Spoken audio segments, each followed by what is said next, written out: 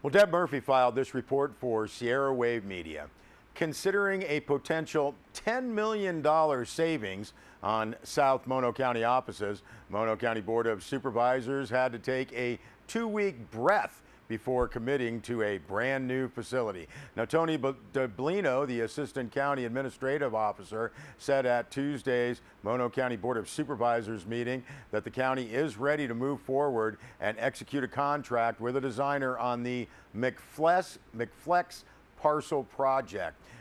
But with the Mammoth Mall on the market since February and a shot at the meeting of the goal of a safe, comfortable, modest county facility in Mammoth at half the price of the $21 million project near the courthouse, Deblino needed more input from the board before going full bore on a new building.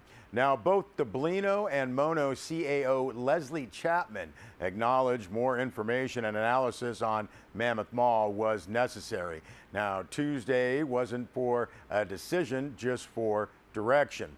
Deblino estimated the cost of turning the upper floor of the mall into office space would cost approximately $4.5 million. Now, the building's asking price is $6 million. The county would end up being landlord to two existing restaurant tenants. Now, Chapman conceded the total cost of the purchase and conversion would probably be more in the $10.5 million estimate.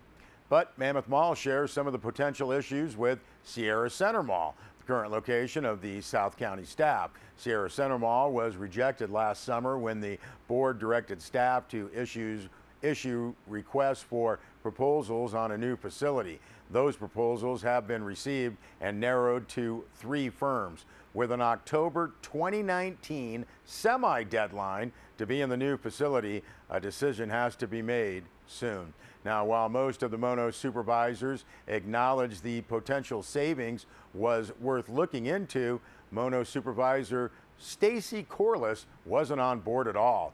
"I don't think Mammoth Mall meets our requirements for a safe, comfortable, modest facility," Corliss said. "I want to know how the employees feel, what the town thinks." She noted converting retail to office space wasn't in compliance with either the town zoning or vision. Now, the mall needs complete renovation, not just improvements, Corliss noted, describing the facility as a cavernous space, adding the county had no knowledge if the building's infrastructure would even support the needs of the staff. Staff will come to the Mono board's May 1st meeting with more cost estimates. At that point, the board will make the final decision, McFlex or Mammoth Mall. Thank Deb Murphy for that report.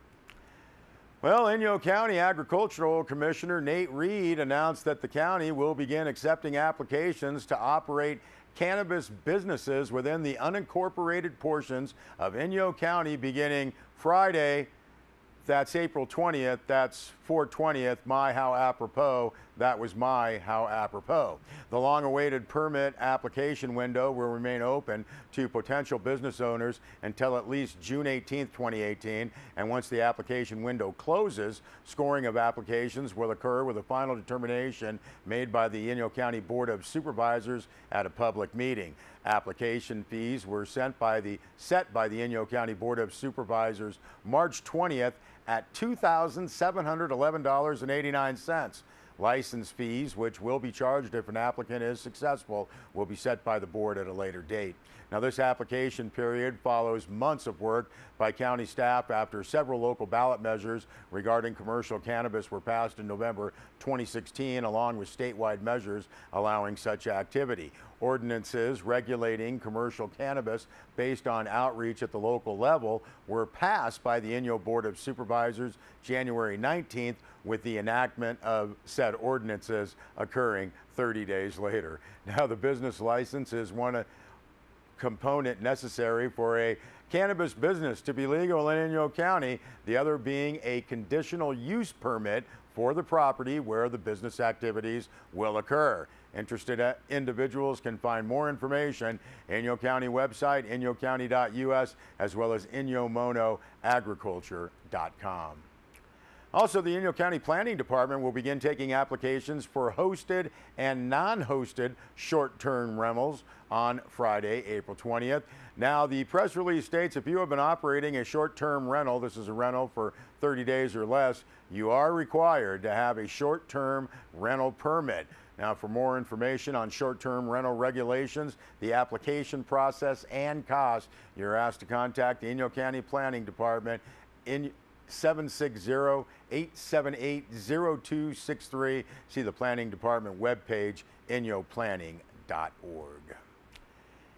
And the Inyo County Sheriff's Office issued a press release from Bill Lutz about an increase in prowlers. I'm just so sick of people who don't work taking the items of those of us that are hardworking individuals. Now, that press release notes that, according to reports, the person or persons knocks at a residence, and if there is no answer, they try to enter the home. The reports have come to the Inyo County Sheriff's Office from residents who have witnessed this activity. Now, the Inyo County Sheriff's Office does have what's known as a vacation notice, where you let them know you're going to be gone for an extended period of time, and they can schedule random patrols by your home while you are gone. That press release also notes that's not going to deter criminals, obviously. We urge you to keep a vigilant eye out, and if you would like more information, please contact the Inyo County Sheriff's Department at 760-878-0383. And if I may say to all the thieves, quit stealing stuff! And an alarming arrest this week in Big Pine, where a high number of firearms were confiscated. Press release from the Inyo County Sheriff's Office states that on Wednesday, April 18th, personnel from the Inyo County Sheriff's Investigations and Inyo County District Attorney's Office executed a search warrant at a residence on Olivia Lane in Big Pine after receiving information from the Bishop Police Department that 54-year-old Leonard Kreitzer, the press release notes, a convicted felon, was in possession of firearms. Now, after Inyo investigators conducted follow-up, a search warrant was obtained. Investigators recovered a total of 9 firearms, high-capacity magazines, and several rounds of ammunition. Kreitzer was arrested for felon in possession of firearms, possession of prohibited firearms, felon in possession of ammunition, and possession of high magazines. Kreitzer was transported and booked at the Inyo County Jail in Independence, held on a $10,000 bail, and as of this morning, Kreitzer had posted bail and was released from custody. We'll be back with more news.